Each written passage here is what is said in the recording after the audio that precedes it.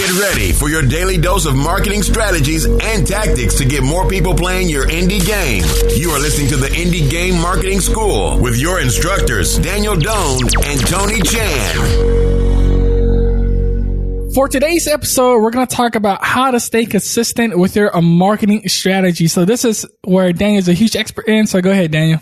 All right. So basically, when you're trying to market your game, you need to stay consistent with, your posts and your blog.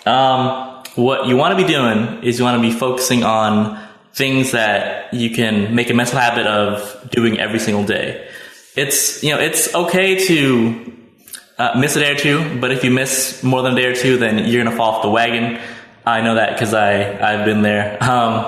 So like when it comes to marketing, always try to do things that you can do every day. So, for example, if you're trying to promote your game using GIFs and screenshots, make sure to set like a schedule and stick to that. So, maybe Mondays you can post a GIF, Tuesdays you can post a screenshot, Wednesdays you could post a little development blog, Thursdays you could post like a little selfie of you working, and Friday you could do something else.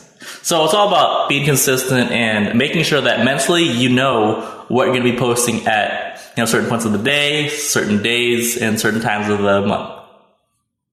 Yeah, and another thing to keep in mind is you can use tools in order to schedule a post ahead of time, so you don't have to worry about it. So like schedule something for 2 months or a month ahead, so you don't have to worry about it in case you fell off being consistent. And for whatever reason, like you missed a day, or when your audience is expecting something, let them know ahead of time that you won't be able to post something, or you won't be able to hit that date or something. So always keep your audience posted, so they won't be like, oh, where's the content? What's going on? So don't keep them confused or guessing. So yeah, use a tool to make posting easier.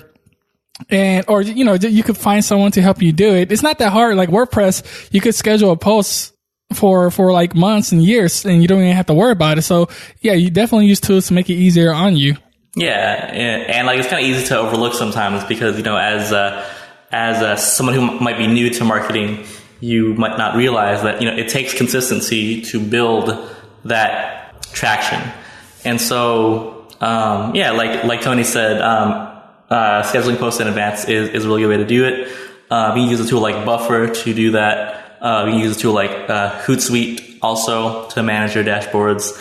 And also, like another thing is try to get as much feedback as possible because honestly, feedback is what keeps you going, or like it keeps me going. I mean, I remember like a long time ago back when I first started, I would post things on Twitter and I would get nothing, like no retweets, no likes, and like no comments. And after a while, like it just felt kind of sad, honestly, because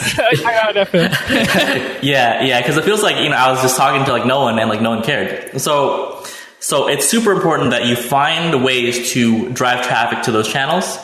And like if you're listening to this podcast, we're going to be constantly showing you more and more ways to help with traffic.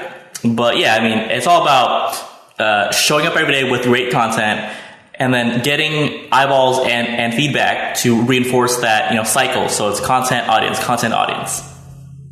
Yeah. And remember, it's a slow start. So don't expect like you're going to have a huge audience right when you just barely start posting. So as long as you stay consistent on it, on your, marketing strategies, your traffic will increase. So you gotta be really, really patient. That's all it takes. And so just stay consistent with it. Is there any specific tools that you use, Daniel, that just helps make, marketing easier or blogging easier? I mean, I would definitely recommend WordPress, for blogging. It's just like such a great tool, and like it makes everything so much easier. In the past, I've been offered, like custom websites from people. And I always find, myself going back to, simple, content management systems, such as WordPress.